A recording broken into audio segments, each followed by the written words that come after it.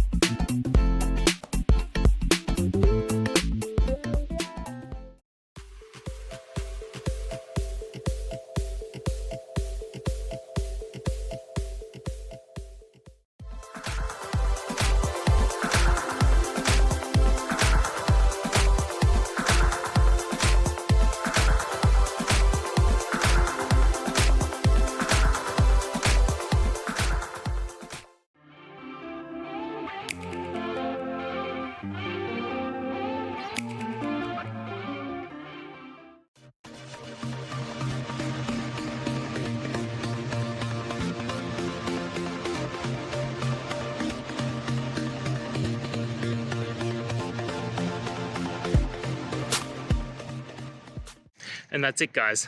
I hope the video helped find the resolution that you're looking for and you got the answer and worked your way through. If it did, please hit subscribe. I'd really appreciate it.